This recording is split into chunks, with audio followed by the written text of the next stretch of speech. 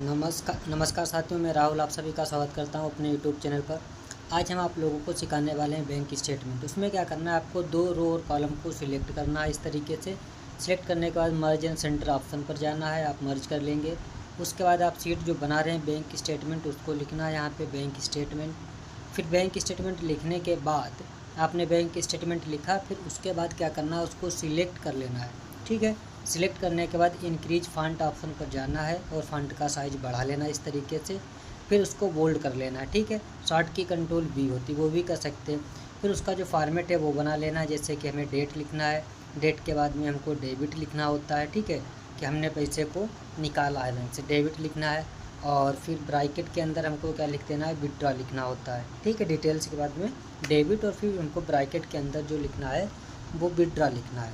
फिर हमें क्या करना है कि अगर कॉलम के बाहर जाता है तो हम क्या करेंगे, कॉलम के ऊपर 2 बार क्लिक करके उसका साइज़ बड़ा कर सकते हैं, जैसा कि यहाँ पे किया है।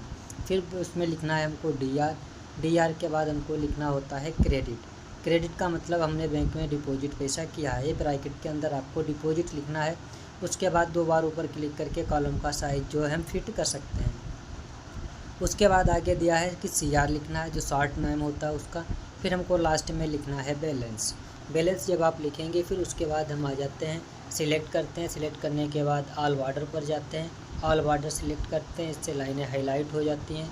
फिर उसके बाद उस एरिया को बोल्ड कर लेते हैं, मतलब जो भी टेक्स्ट लिखा जाएगा इसके बीच में वो हाईलाइट होकर के आए। फिर हम क्या लिखते हैं, डेट लिखते हैं। डेट लिखने के लिए कंट्रोल के साथ कॉलन का यूज करेंगे, current date and time date जो है वो आ जाती है। फिर उसके बाद नेक्स्ट डेट डाल देते हैं, जैसे लिखा था 24/4/25, उसके बाद हमने लिख दिया 25/5/25। ठीक, उसके बाद इसको ड्रैग कर देते हैं तो डेट जो है उसकी आगे की आ जाती है।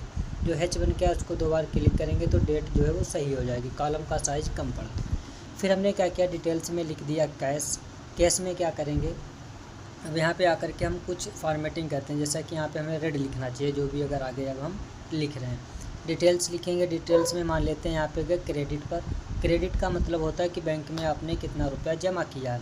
जमा करने के लिए यहाँ पे आपको अमाउंट भरना होगा। थोड़ा सा जूम कर लेते हैं ताकि आपको ये दिखाई दे साफ। ठीक है, फिर हम क्या करते हैं कि क्रेडिट का जो कॉलम है उस कॉलम में क्या करेंगे, हम कुछ पैसे को लिखते हैं। ठीक है, पहले पेज को सेट कर लेते हैं, मतलब सीट को, ताकि आपको डिस्प्ले पर दिखाई दे। फिर हम क्या करेंगे, इसके बाद जो ऑप्शन आपका कॉलम दिया होता है क्रेडिट का, उसमें कुछ अमाउंट लिखते हैं। जैसे हमने 50,000 रुपये डिपॉजिट किया बैंक में, तो यहाँ पे मैसेज आना चाहिए था CR का। उसके लिए हमें फार्मूला लगाना होता है, जैसे हमने लगाया इक्वल इफ़ ब्रैकेट, फिर लिखा है इज नंबर, फिर ब्रैकेट को लगाया है। उसके बाद हमने जो 50,000 लिखे हैं उसको सिलेक्ट करना होता है। सिलेक्ट किया, ब्रैकेट को बंद करेंगे, फिर कामा, इन्वर्टेड कामा, क्या लिख के आना चाहिए, CR, तो हमने CR लिख दिया है। और फिर कामा और 2 बार इन्वर्टेड कामा और ब्रैकेट को बंद कर लेते हैं और इंटर करेंगे। जैसे आप इंटर करोगे तो जहाँ पे हमने लिखा वहाँ पे CR लिखेगा।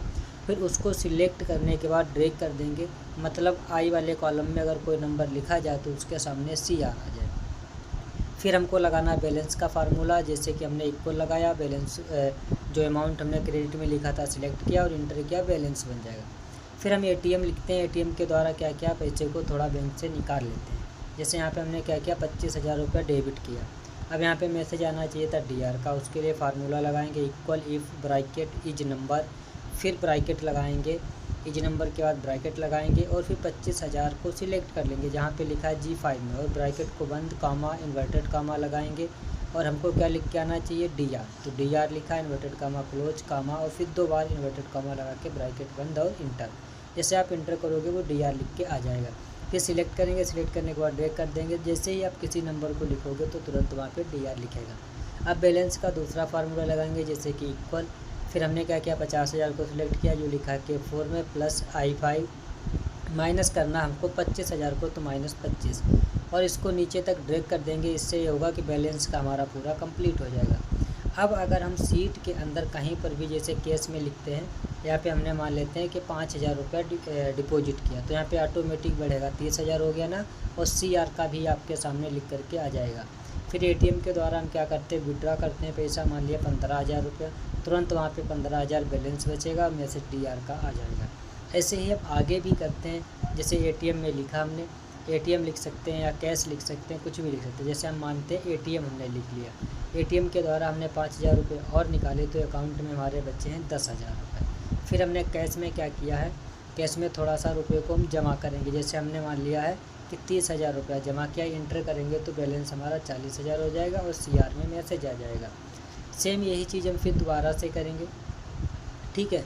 तो आगे भी करते चले जाएंगे। उसके बाद जो है अब इसमें आप फॉर्मेटिंग करना चाहें, जैसे कलर फिल कर सकते हो, उसका अलग अलग कलर फिल कर सकते हो, जिसमें चाहो उसमें कलर लगा सकते हो। ये चीज़ें हम इस फॉर्मेटिंग के द्वारा कर सकते हैं, ठीक है। तो ये आसान तरीके से हम एक बैंक स्टेटमेंट की शीट एक्सेल पर बना सकते हैं।